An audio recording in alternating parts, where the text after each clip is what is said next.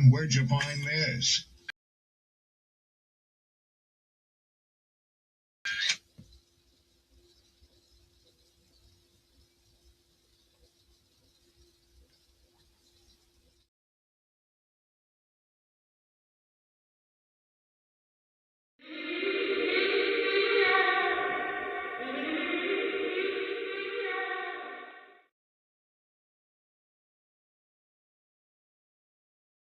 Don't be offended by the truth.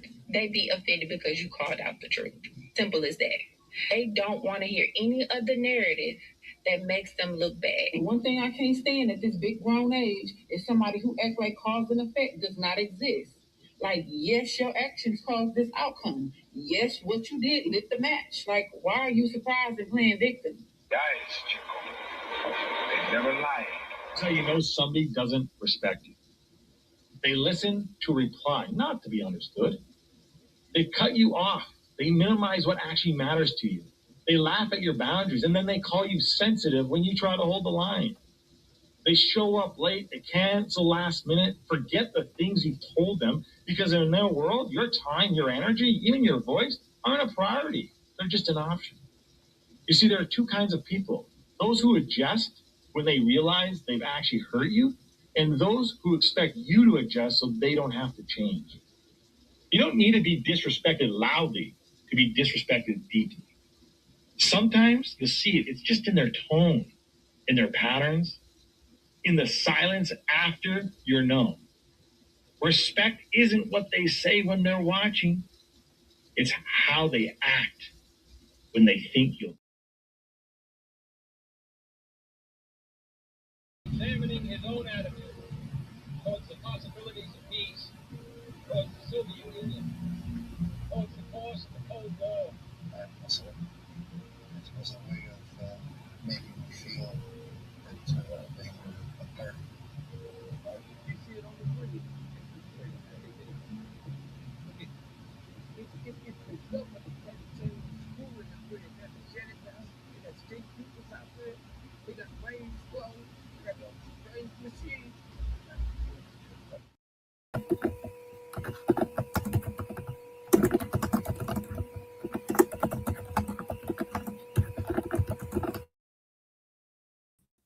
Peace and blessings to the good folks.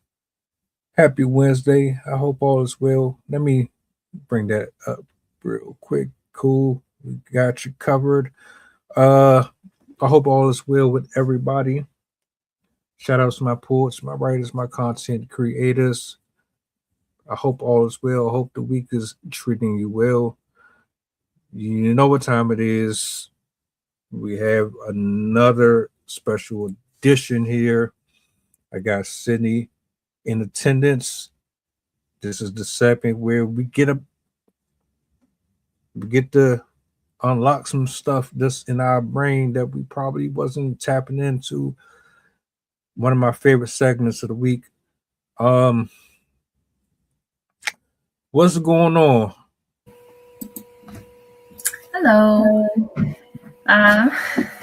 Not too much. I guess kind of a bit.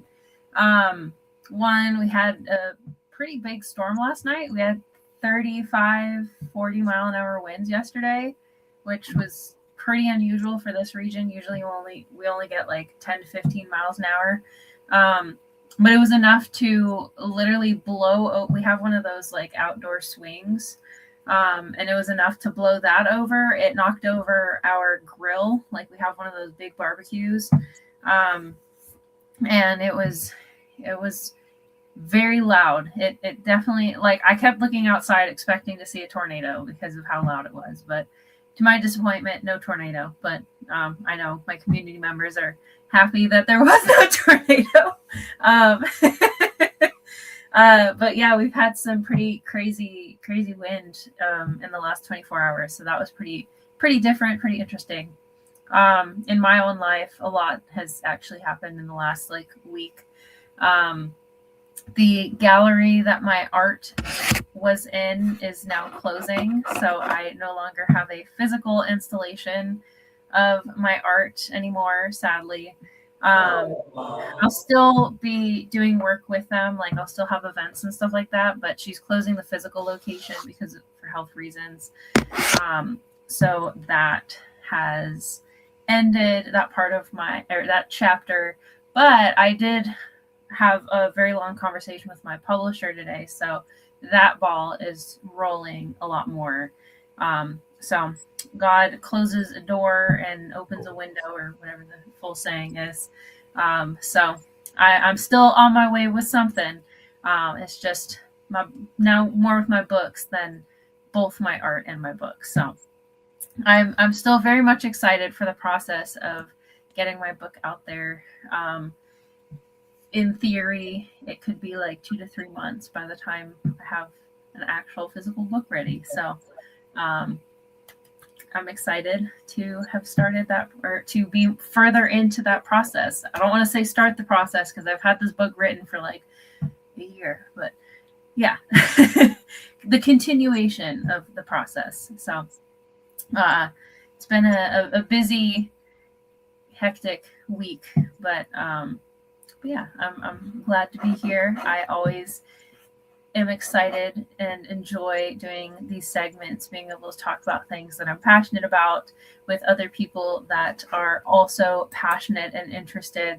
I know this one will be a little bit different because it's not my nitty-gritty scientific type topics, talking about destruction and volcanoes and tornadoes, but it's still very much related to the work I do, the things I'm interested in, and in this climate, political climate, informational climate, social media climate, I think it's a very important topic to discuss. So I'm excited to get into it.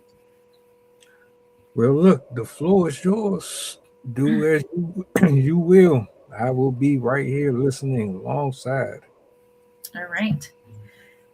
So this topic will be a little bit more academically focused rather than like scientifically focused, even though they are kind of intertwined. The reason I picked this topic today is because for those of you that are not familiar with who I am, I'm on social media. I'm on Blue Sky, which is the better version of Twitter. And I, on my social media account, I talk a lot about politics. I like to repost articles that are interesting to me, that I think are impactful of people. I like to bring attention to a lot of the stuff that's going on in the world and in the country. I won't name any names, but there's a lot going on. People trying to disenfranchise populations. And yeah, just there's a lot going on. A lot's happening really fast, a lot of policies, a lot of news. And so it can be a lot to keep up with. And the other day I reposted something that somebody else had posted. And I didn't do my due diligence. I didn't look into what I was reposting. I definitely was doing it from more of an emotional standpoint. And a bunch of people that follow me brought it to my attention that was not only an old piece of news, but it also was factually incorrect. It was not relevant. It was not, as I said, accurate. And so that triggered me to want to talk about this topic because my goal as an influencer, I wouldn't say I'm definitely at the level of an influencer, but I like to consider myself that with my how I operate. I mostly repost informational topics, videos, articles talking about important issues. And so I view myself as an influencer because it does guide how I post and how I interact with people online.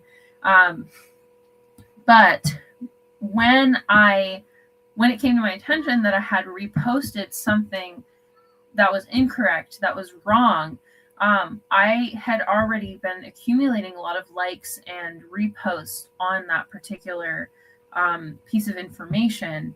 And so it really made me kind of reflect on how I repost information, how I consider the things that I'm posting, and the integrity of the types of things that are put out there. Because for myself, if I find out that I have reposted or posted something that was not correct, because of the way that I was academically raised, not with my parents, but with school. Again, for those of you that don't know me, I have my bachelor's degree in psychology. I have my master's degree in environmental education. And through the rigors of academics, you learn, especially within science, how to vet your sources, how to provide information that's factually correct, how to identify whether the information is correct or not. And when I make mistakes like that, I feel obligated to announce to the people that are viewing my post that I made a mistake, that I put something up there that was not real, that was false, that was made up, whatever the situation is. And I had a lot of positive feedback from people that saw me apologize for putting out incorrect information. And so that made me want to do my talk today on informational integrity, because I think this is a really big issue affecting us across the board, whether we know it or not. It's just not something that's really talked about. And I don't think that it's a skill that a lot of people have actually developed. Chances are, if you've been in academia, you've probably developed it to a degree, because of the type of education training that they do, especially if you're going to be going into research. They really hone in your skills on like making sure that you give people credit for sources for their work, making sure that you're using sources that are actually accurate and valid for your work.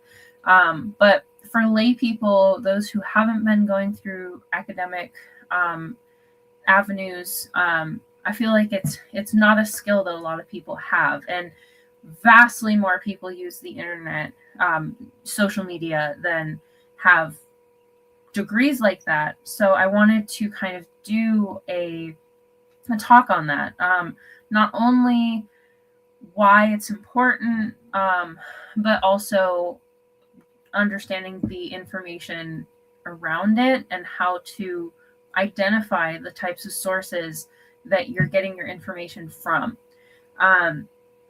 Because providing good information is not just good for the people, the readers, but it's also good for your own reputation. When you're posting things on social media, whether or not it's for work purposes, your hobbies, or whatever you might be doing, freelancing, if you're a scientist, if you're just a ordinary person doing it just for fun, your reputation can be affected by the type of information you put out there. I'm sure we could come up with numerous examples of people on the news, celebrities, scientists, politicians, you name it, who have gotten in trouble for promoting fake information or falsities because they the least bad didn't know, or the most, they're doing it on purpose because they're trying to like manipulate their viewers. So providing good information on social media, it helps ourselves. It helps create a better image of ourselves because it shows that we actually care about the information we're putting out there. We're not just saying things just because it's getting us views. But then also it's for the safety of the readers. Sure, things can be as mundane as like passing along celebrity gossip that's not true and doesn't really do that much harm. Like maybe at most it's like a gimmicky, stupid story. But at the worst, it can cause a lot of issues. We've already kind of seen the villainization of science, and how a lot of, especially with COVID, with vaccinations, with climate change, a lot of other areas, the reputation of professionals has been diminished because false information is passed around, which people end up believing, and that makes the people who actually know their stuff look like they're lying or making it up.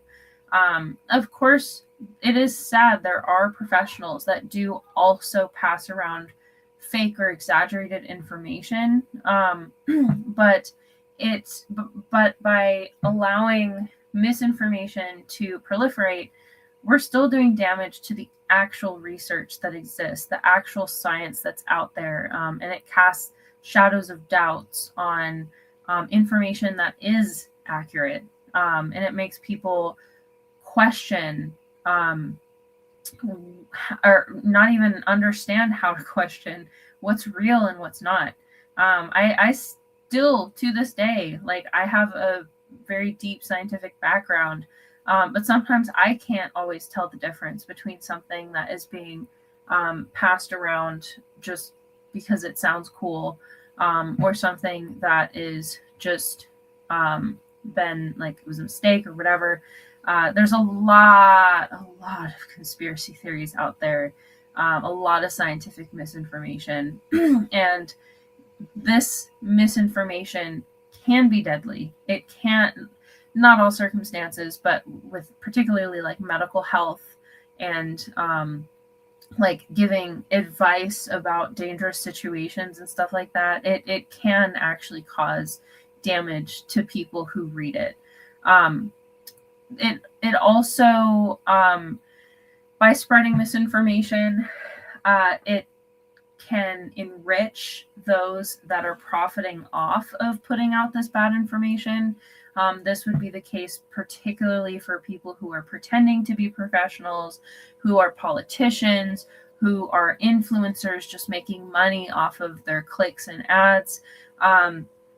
So it's important for us as both consumers of social media and as posters on social media to limit the spread of false information and to put a lot more thought into the types of content that we are reposting, the types of information that we're passing around, because it allows the people that, as I said, who benefit from this spread to get further in their pursuits, whatever their intentions are.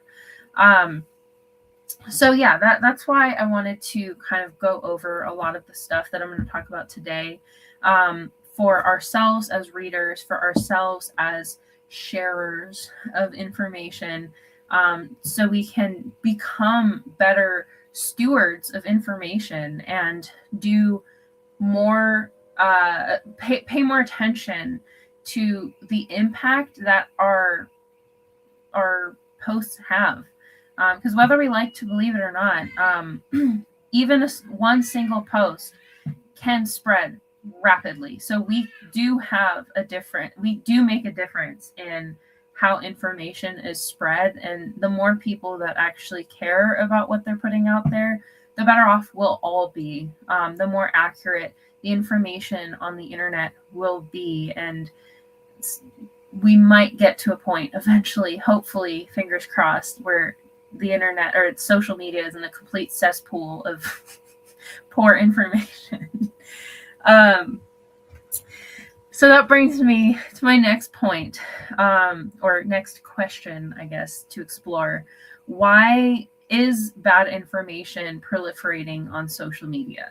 Because obviously, most of us, when we think of social media, a lot of people associate it with like clickbait and just ridiculous content. Like, that's the place that you go if you want to find fringe theories, conspiracy theories, wild information, manufactured images, like you name it.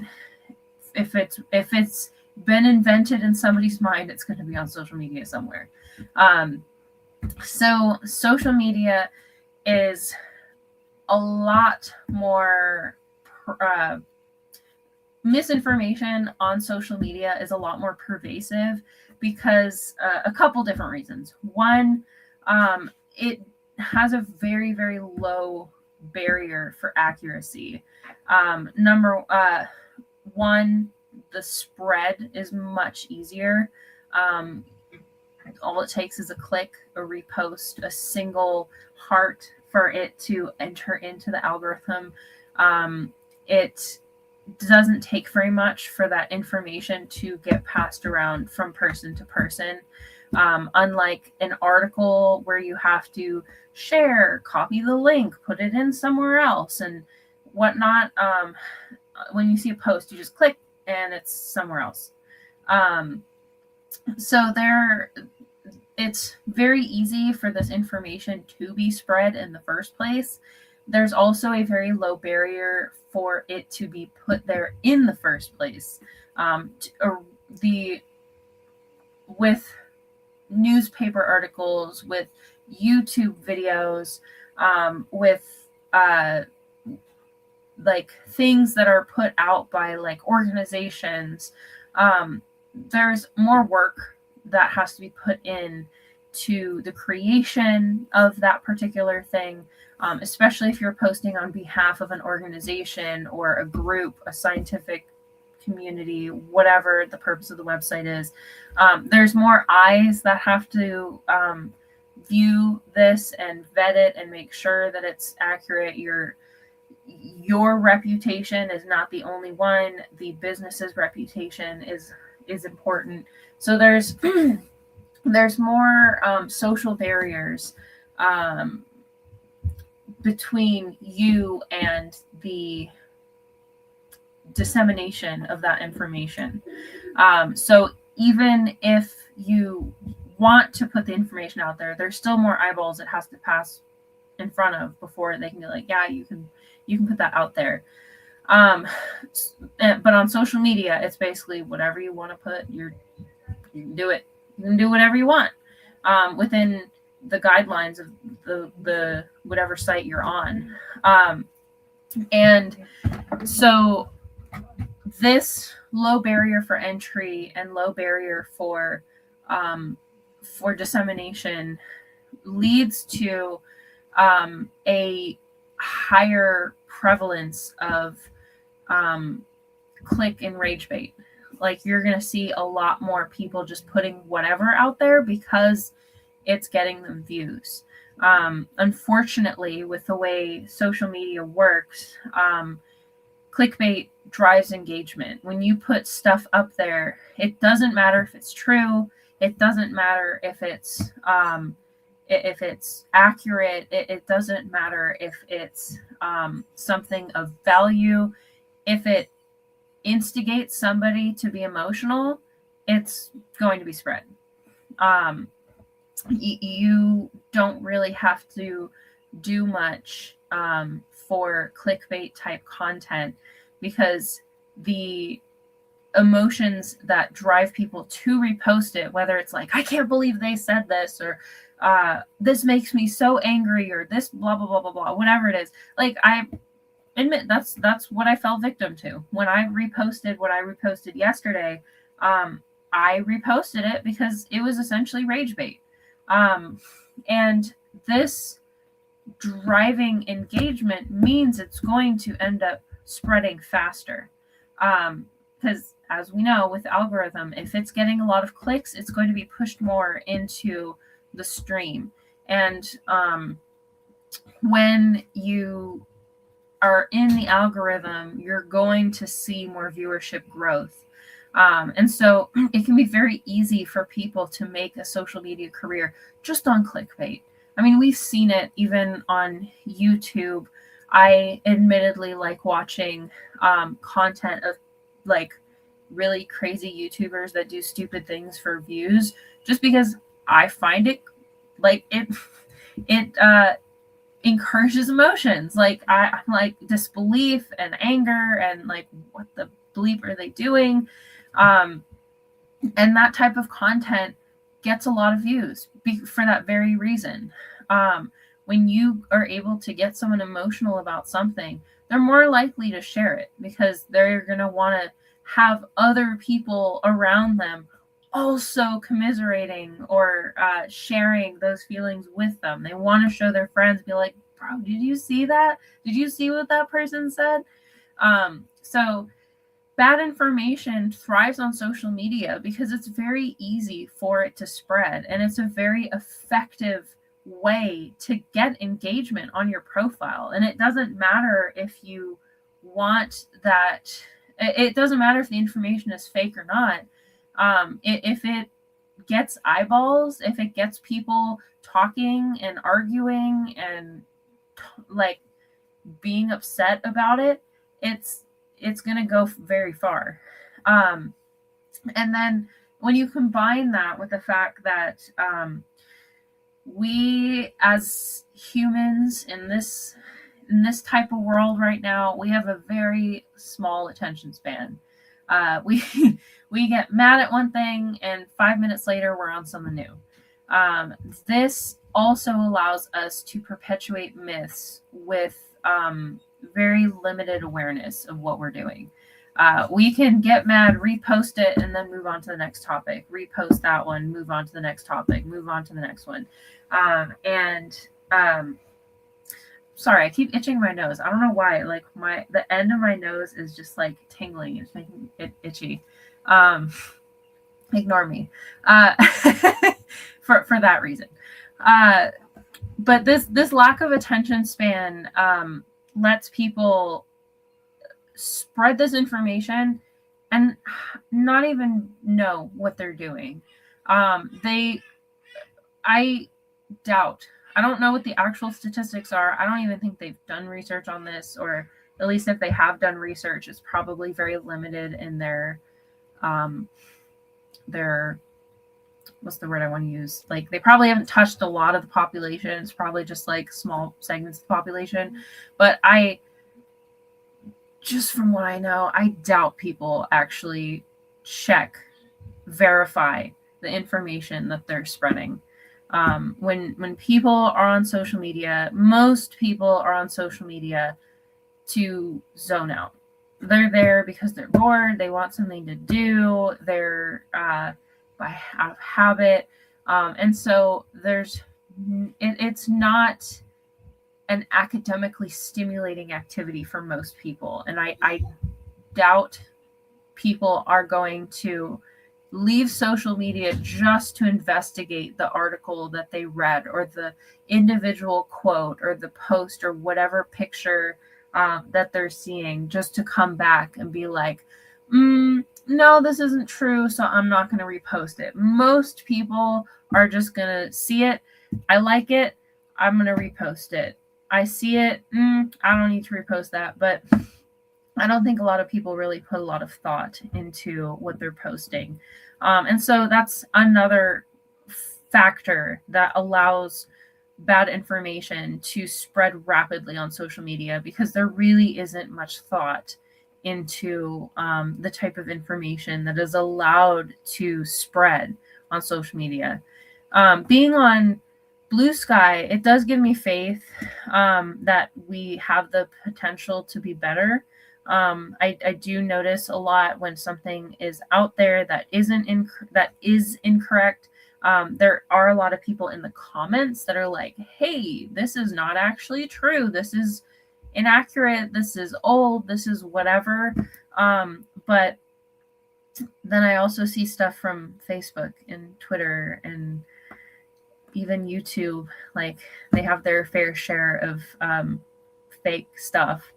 And especially with AI now too, where it is alarming to me in a way to see how little effort is put into informational integrity anymore, particularly within social media spheres. It's something that professionals of all types of careers are dealing with. I hear it from doctors. I hear it from scientists, climate scientists, from political experts, of how much fake information is spread out there, and a majority of it does come from social media, Twitter, TikTok, you name it. So yeah, social media allows this type of stuff to proliferate, just because it's so easy to do.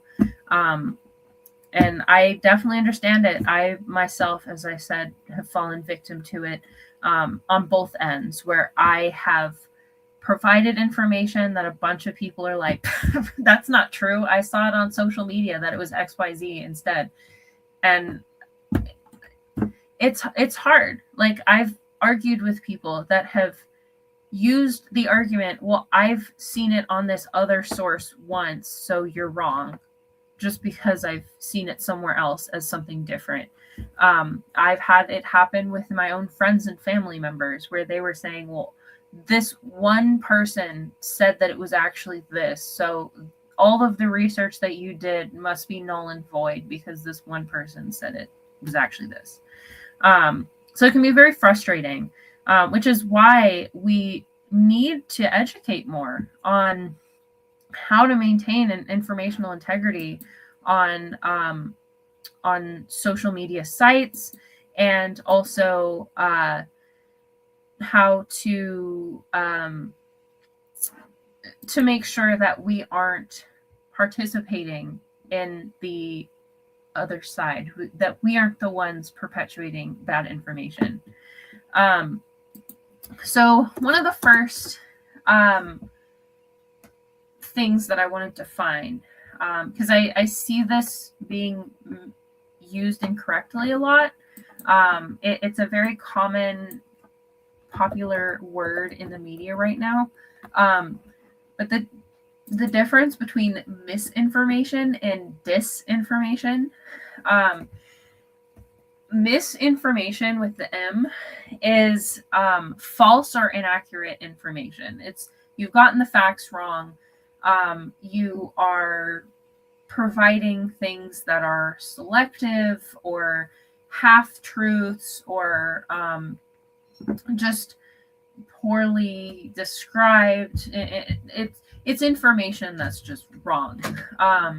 And usually, or with misinformation, this is typically shared by people who don't actually know.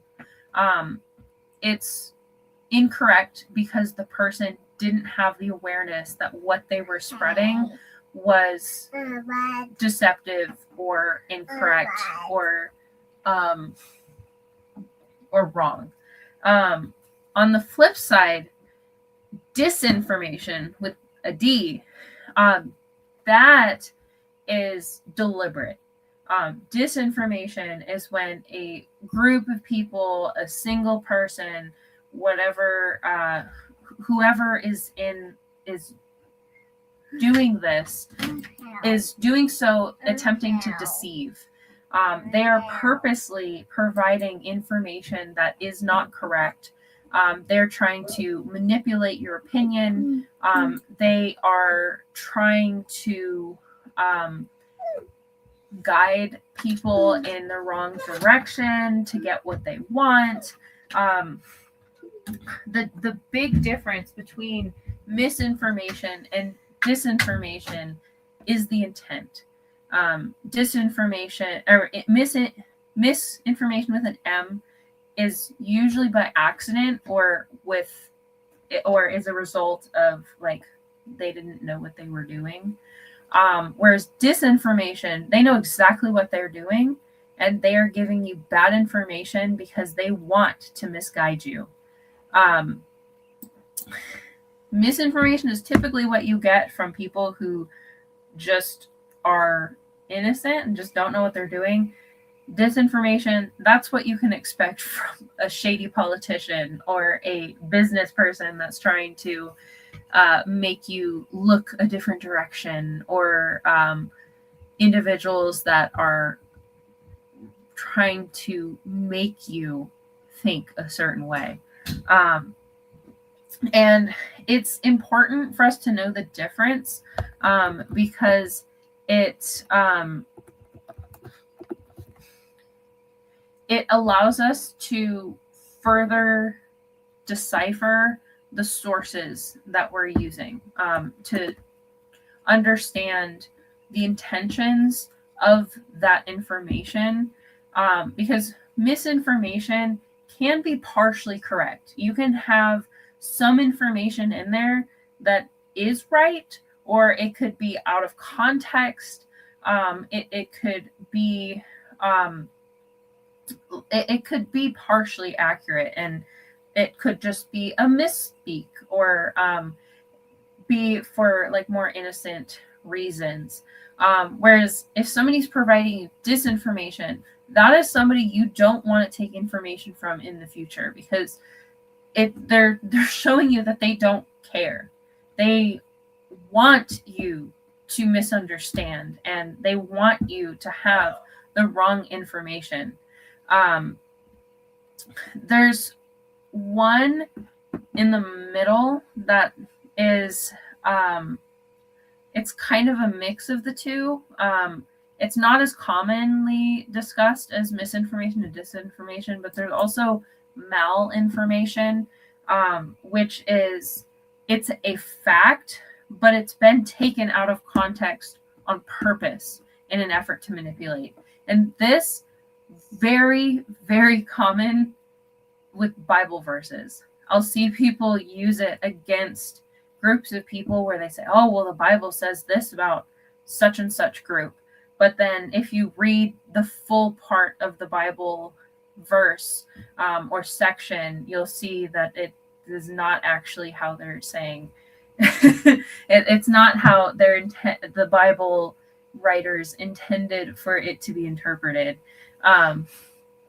But it's kind of like a combination of the two, where they're manipulating the information in a way that allows you to think a certain way about that information, even if that interpretation is incorrect. So it's still true, but the way they want you to interpret it is not true. This is something that's also very common with politicians that are trying to sway you about different things. I've seen it with abortion discussions. I've seen it with vaccination discussions. I've seen it with climate change. You name it, the typical hot button topics, you'll probably see people trying to do this. But understanding these types of informational errors is important, because it, as I said, it allows you to understand who you're getting your information from, who you can trust, who you can't trust. And it also helps you with the future of, like, for example, if you go to a particular news site and they very frequently are posting information out of context and are using malinformation, you know not to use them as a source anymore, because you're like, they are not reliable. They're trying to manipulate me into a certain direction. You see this on what do you call it? Like the interest groups. Like if you go to like a pro-life website, they're probably going to be using these tactics, because they're heavily on one side and they want you to agree with their opinions. So they're only giving you the things that will make you agree with their opinions. A truly reputable source should be giving you both sides. When we learn how to write research papers, when I was in college, especially if you are going to, I mean, not especially if you're going to be publishing, it really should be the case all the time, but it's mandatory if you are publishing, but you really should be doing this all the time. When you are making your research paper, you've done all your research, you've found all your sources, your whatever, and you've done whatever your task was, whether it's doing a survey, doing like, there's different types of research, but basically you'll always have your outcomes that you describe at the end of your paper. And when you describe your outcomes at the end of the paper, your results, what you found, how you found these results, where you got your information, you also have to touch on the shortcomings, the things that you might have missed, your blind sides, things that you might have affected the results that you are providing. And truly reputable scientific sources will have a breakdown of like, yeah, this is what we found, this is what we think based on the results. However, this could have affected our results. This could be another reason for these findings. These are the limitations of our studies. Like this is the type of like this. These are future directions we could take with our research to further investigate these things that we don't know that we found in our writing. And it's very, very important as an academic, as somebody putting out information, that you touch on the areas that are ambiguous, that are open-ended, that could have other versions of interpretations, that could be affected by cultural perspective or whatever. It does vary very much by the area you're in, whether it's science, whether it's history, whether it's social system and stuff like that. But in general, scientists, to show true integrity, they have to question their own methods, their own integrity, their own limitations, and show that they don't know everything. One of the most iconic moments that I remember in school, when I was in my bachelor's degree, our teacher was talking about the process of getting your PhD. And this always stuck with me because I think it really encapsulates the goal of science and the way science truly needs to be. When you go in for your PhD, your purpose is to vouch for what you did, to explain how what you did is beneficial and whatnot. However, it's not to prove that you're an expert in the field. It's not to prove that you know everything and that your study solved it all. If you come in there like, yeah, this is what we found and this is what it means and that's it, they won't be happy. They want to know, well, what did you learn? How can you improve? How can this be extended into other things? What are new directions this study can take? What are your shortcomings? Where did you mess up? Where can you do better next time? They want to know more about the potential growth of that topic, not the end all be all, I did this. As scientists, science is a rolling ball. It's not a monument. When you are a scientist, you are just adding on to what is already known and expanding the areas that we don't know. And that is something you have to keep in mind when we're sharing information, because one, we have to recognize that we can't know everything. And by kind of being obstinate and being like, well, no, I know this because I read it in this one place, or, oh, I know this because multiple people have said the same thing, so it must be true.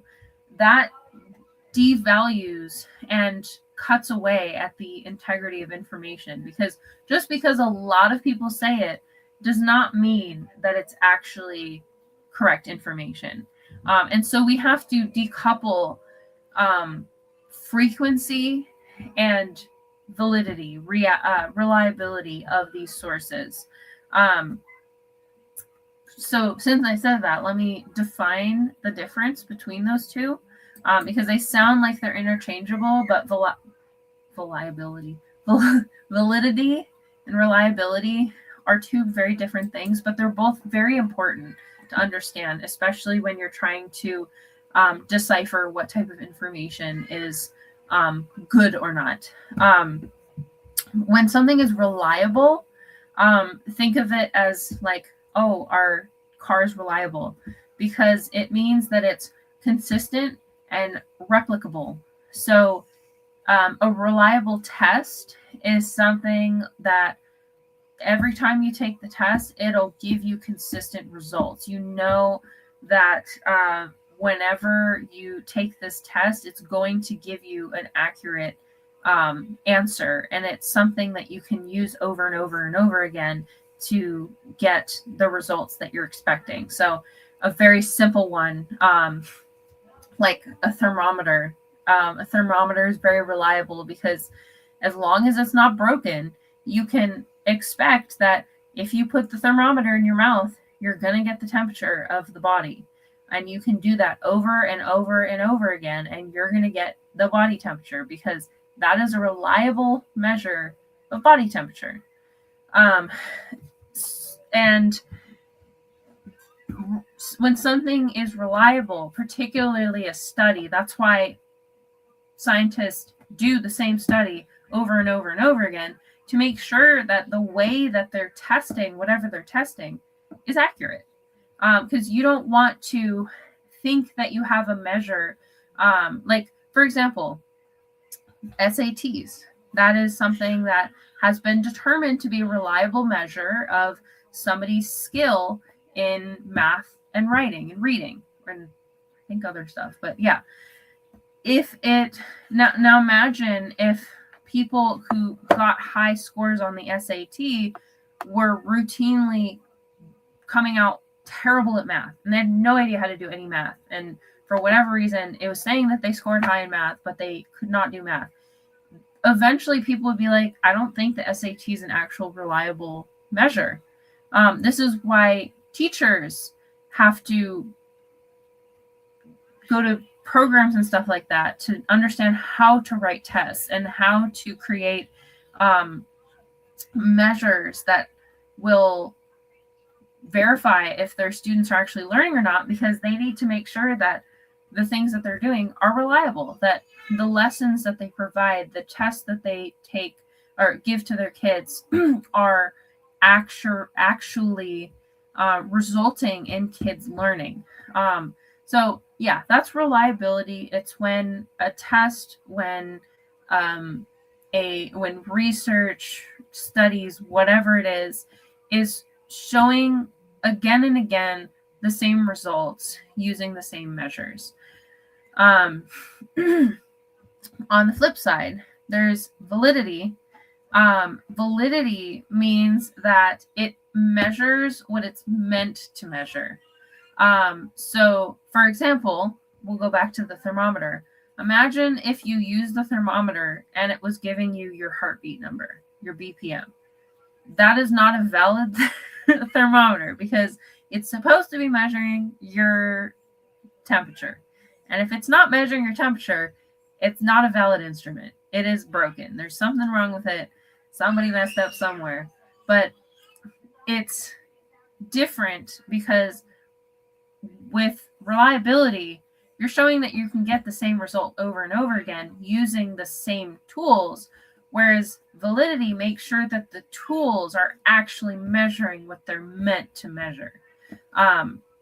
So they do go hand in hand, but it's important to know these two things, because it allows you to understand if the source that you're getting your information from is actually a place worthy of your attention. Because if you try to use a source, as I said earlier, that is constantly giving you information that is incorrect, they're not going to be a reliable source. They're not going to be consistent. The types of information that you get from them are not going to be trustworthy, because you don't know if their next article is going to be true or not. And then validity would apply because you, for example, if you are trying to get medical advice, you're probably not going to want to look at YouTube. Maybe you can get some basic advice, but like if you're trying to get advice on, like, I need the specific medication for this specific disease and I need to know how much I should be taking and whatever, you're not going to go to YouTube. You're going to go to a doctor, because the doctor knows what they're doing, theoretically. But they know how to understand what you need and how to find the best thing for you. I don't know if that was the best example, but validity allows you to you should be getting the information from the people that are actually experts in that particular information. Because if you're trying to get car advice from your doctor, you're probably going to have some car issues. Whereas if you try to get medical advice from your car technician, you're probably not going to be getting very good information. So understanding if the person that you're getting this information from is actually able to give you good information is very important to know. You should be checking the sources of who you're getting your information from. And when you find things on social media, you should be looking at, where did this originally come from? And it could be as simple as taking the quote, putting it into Google, seeing how it shows up, because it'll show you who has said this quote, where it comes from. And if you're trying to find scientific answers and it's connecting you to religious societies, probably might not want to trust it. You might want to dig a little deeper, look into it, where it came from, what they're saying, and take the time to differentiate, or not differentiate, to really understand where that information originated from. A very, very, very simple thing, example that I've seen a lot is people will post inspirational quotes and they'll put the name of some famous person that said it. But if you look up the quote, it was said by somebody completely different. And so it's very important for us to check where the information is coming from, who said it, how often it's been said, especially if it's facts, if it's like this number, blah, blah, blah, blah, blah, like this thing happened. I can't think of any examples off the top of my head, but like if you're getting factual information, if you're getting information that's going to be applied to how people eat, how people act, how people treat themselves, how people like do things, you should be checking, verifying, where does this come from? How true is it? Who said it? Because that can give you a very, very good idea if that information is good or not, good to be used. So some sources, as I said a little bit earlier, are going to be better than others. Reliable sources can depend on the topics that you are covering. Obviously, if you're doing theocracy type work, you will want to get your research off of more like religious organizations. But if you're getting information for like medical purposes, I would steer clear from groups that are focused on those areas. I would hesitate to take advice from groups that are made for a specific purpose. There's a difference between getting your information from what is it? Not NOAA. NIH, National Institute for Health, I think is the acronym. There's a difference between getting your information from them versus from just some interest group that is promoting a certain drug or is promoting a certain type of treatment, or you can probably fill in the blanks. I I know it's difficult right now because there's a lot of stuff going on regarding the reputation of government organizations.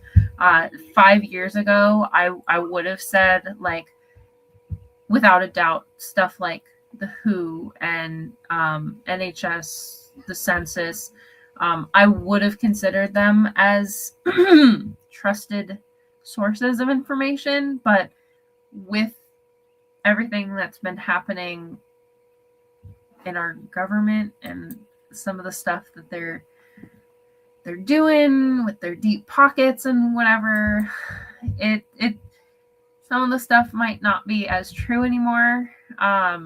There's a bit more manipulation of these sources, defunding of these sources, but I'm not discrediting them because these organizations, the national type research organizations, are still very good sources to go to because they do have a much stronger reputation to uphold, and they vet their sources a lot more than just some random dude on YouTube.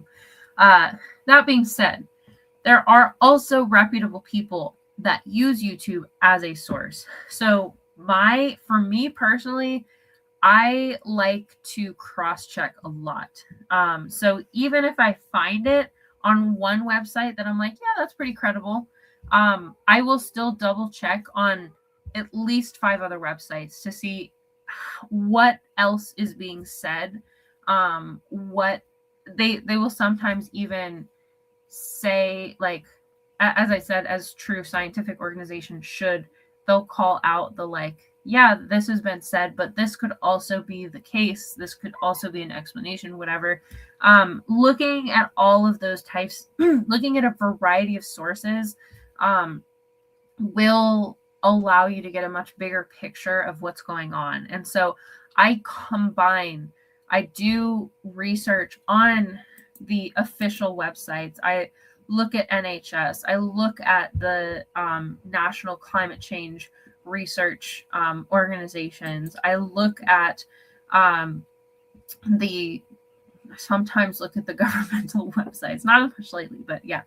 I also love to use academic research locations such as JSTOR, JSTOR, Google Scholar, PubMed, and like the Library of Congress archive, science.gov.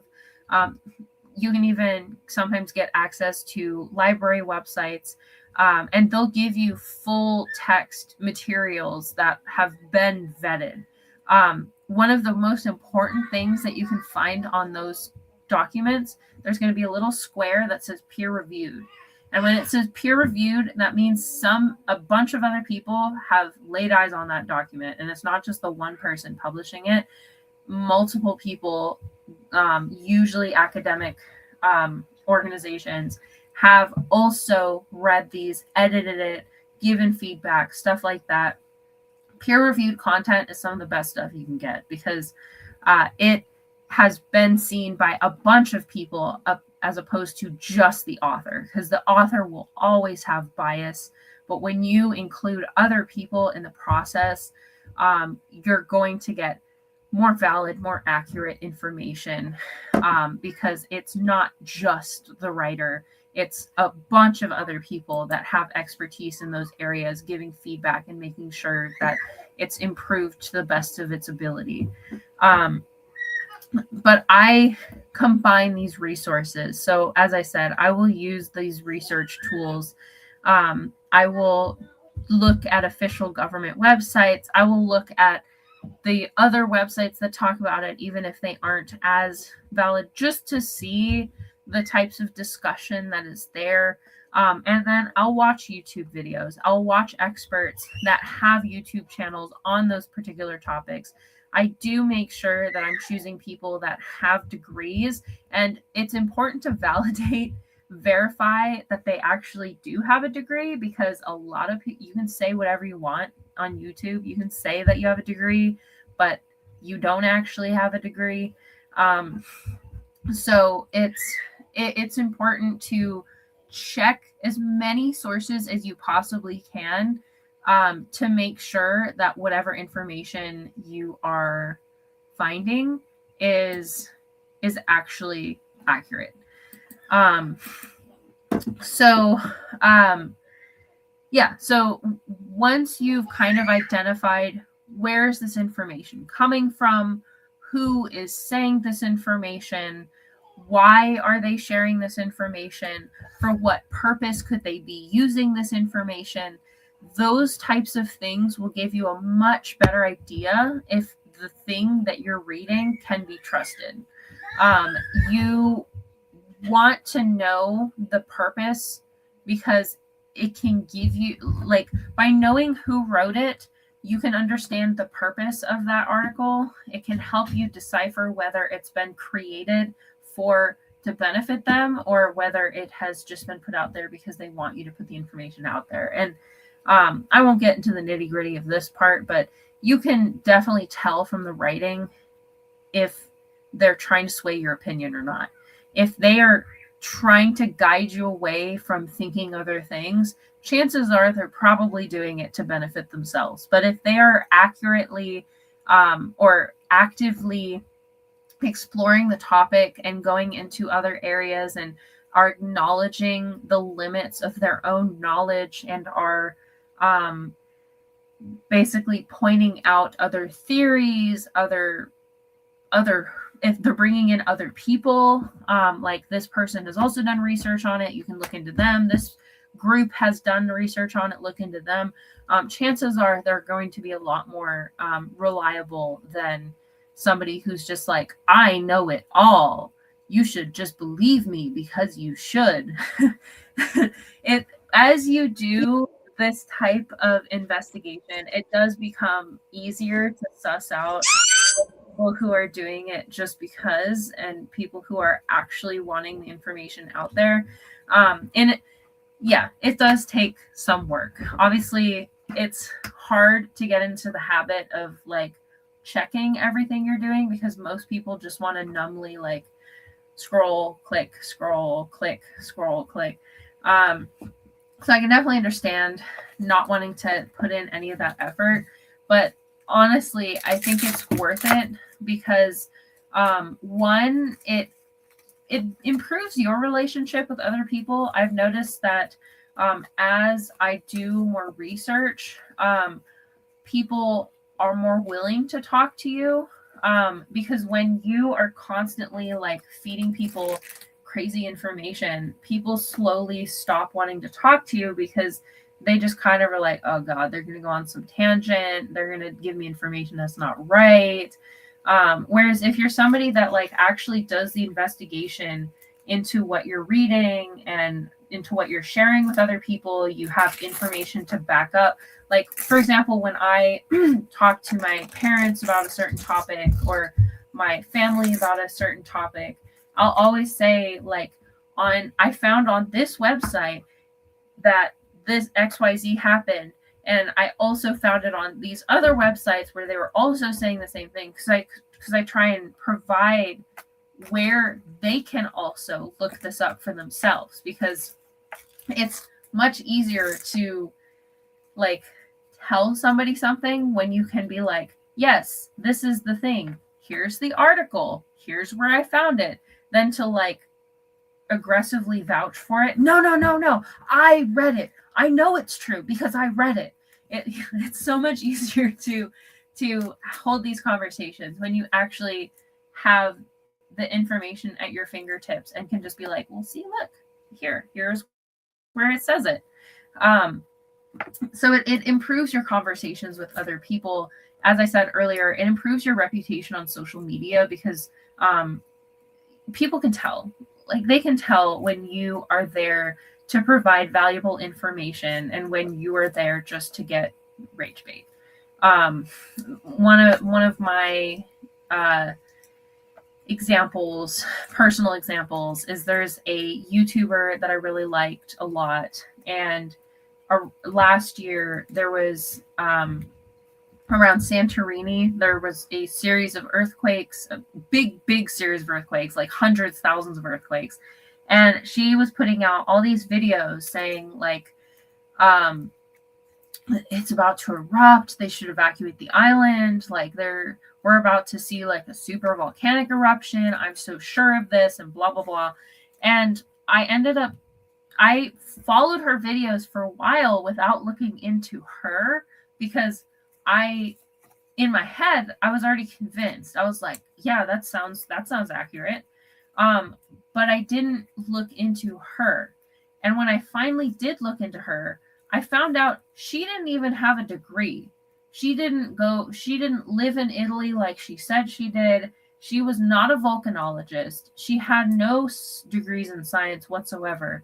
And she had just been posting this stuff, and most of what she was saying was just based off of whatever random information she pulled off of other websites. And she was also like taking information from other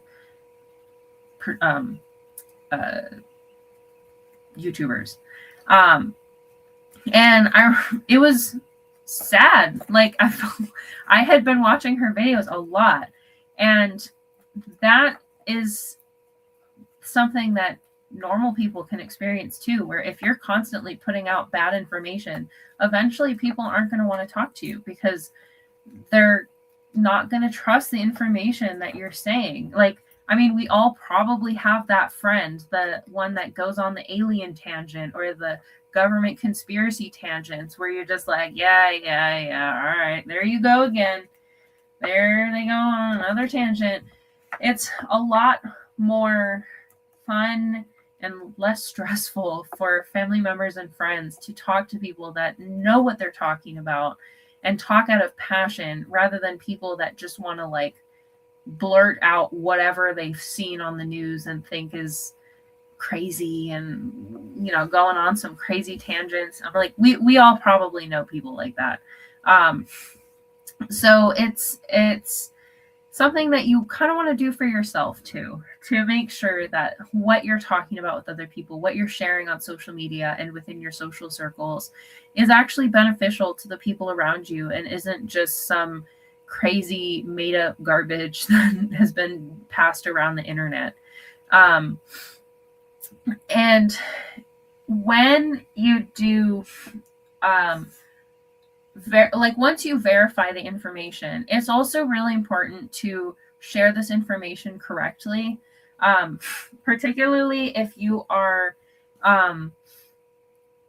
if you're just reposting an article. That is one thing, because obviously the person's name and organization is attached to that article. If you're resharing the YouTube thing, obviously their information is attached and whatnot.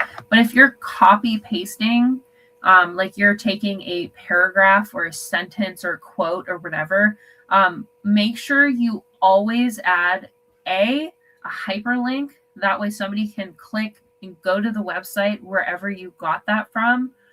And B, or if you do the hyperlink, you're pretty set from there. But if you aren't connecting it to an actual article, put who said it and when. Put the person and the date, and preferably the location that you found it on, because this allows people to like, oh, I want to know more about this thing that you said, or this quote that you put, or this picture that you took. Now I know where to find it. It also gives that person credit, because it's icky to take someone else's work, and yeah, you're on social media and you're not like saying this is my original thought, but it's still their stuff, their hard work, their reputation, their degree, whatever they did to get to that level of expertise. You have to give people credit, whether they're a writer, a poet, a scientist, a researcher, whatever they are. Give them the credit for what they said. So when you find information that you want to put out there, say where you got that information from, say who said it, and put the date. Because especially now with how rapidly things are changing, dates are very important. It can give you an idea of if it's out of date. For example, if you're putting a fact that's from 1880, that's not going to be as accurate as something that was found in 2025. So you want to make sure that you put that type of information. That way anybody proceeding who reads what you're posting is able to understand how to follow up and find more of what you had mentioned and talked about. And it gives the people who originally came up with those ideas credit. It's so rampant right now where people's work is just getting reposted. Pictures are reposted, quotes, everything that are not attributed to them. And that is a loss of engagement on their websites. That is a loss of their own reputation, because if their work is just being spread without any attachment to them, nobody knows what they did. And it could very easily be attributed to somebody random. As I mentioned at the beginning, I've seen so many quotes where people are like, Gandhi said this, and it was actually like some random like singer or something. Like people love to put quotes without checking who actually said the quote, and it's crazy the types of things that you'll see that are incorrectly attributed to, like Gandhi said this, or the Bible said this, or whatever said this, and it was not them. I remember there was one that I saw recently where they're saying, I forgot who they said it originally, but it was like Hannibal Lecter or something. That was actually the person who said it. So yeah, make sure you put the information associated with the type of stuff that you're posting, especially if you're not just reposting it, but you're taking it from somewhere and then posting it for yourself.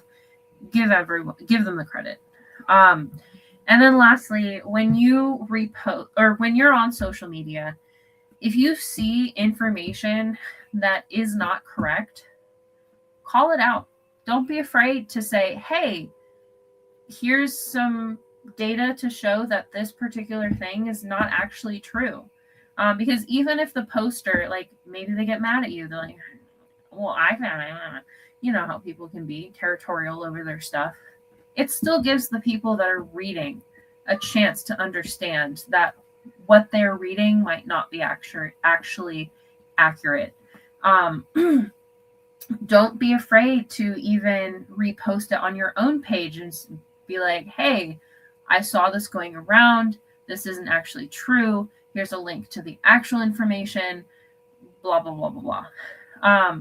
It is our job as users of social media, as users of the internet, to make sure that we are being as due diligent as we possibly can.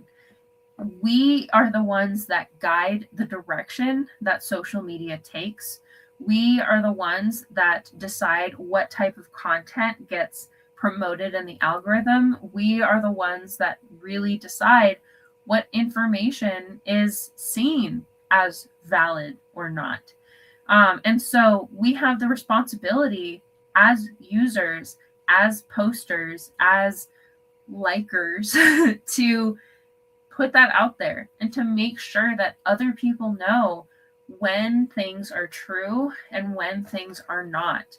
And as I said, if you see things that are not true, don't be afraid to say it. Don't be afraid to point out things that aren't true. Don't be afraid to challenge your friend, your family member, whoever who's spreading misinformation, and redirecting them. And if you have to, go into why it's important, because sometimes people are just doing it just because they thought it was funny or thought it was fun, but it can do more damage than we realize to pass around this false information. We have seen the damage that false information has done to vaccine mandates. We've seen what it's done with climate change action. We've seen what it has done in the political spheres. We've seen what it's done in the medical spheres.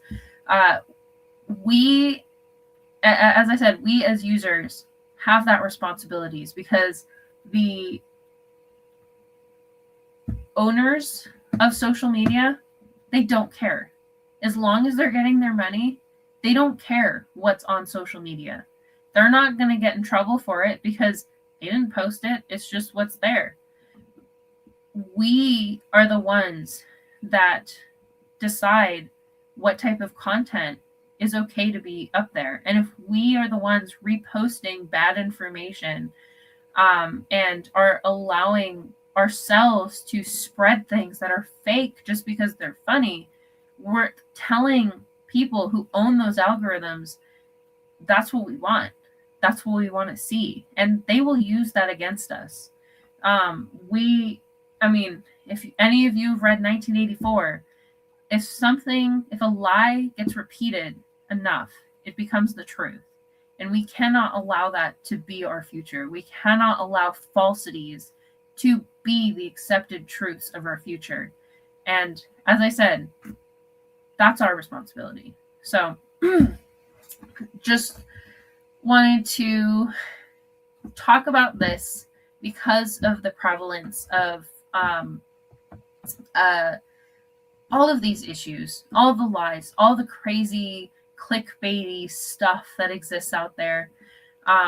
So in summary, it's important for us to provide good information for our own reputations as owners of social media accounts, for the safety of those who are reading the posts on our social media accounts, to prevent the spread of bad information, and to limit the damage of people who are putting out disinformation, who are trying to deceive us and manipulate us with poor, made-up information.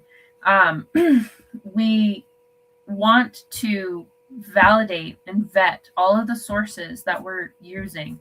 Check the data, check the quotes, check the information that we're putting out, because just because somebody said it does not mean it's true. We have the responsibility to make sure that the stuff that we are putting on our own accounts and the people that we follow are giving out information that is actually beneficial for everyone around us. And misinformation is not going to be beneficial for us in the long run. So use academic sources, use governmental websites with just discernment. Know that even professionals will make mistakes. They're not always going to be completely accurate. There's always going to be limitations to expertise, but we do the best we can to validate the sources and understand what we're reading, and to know the trustworthiness of the sources. We can definitely make the internet a much, much better place. And just because I said it, unlike Miss Volcano Woman, I do have my degree. So in case any of you wondered, I'm not lying. I do have my degree. So I just want to put that out there so you know I'm a valid source of information. Thank you for watching. I hope you learned a lot, and I hope you enjoyed improving your internet usage. Examining his own attitude towards the possibilities of peace, towards the Soviet Union, towards the course of the Cold War. It was a way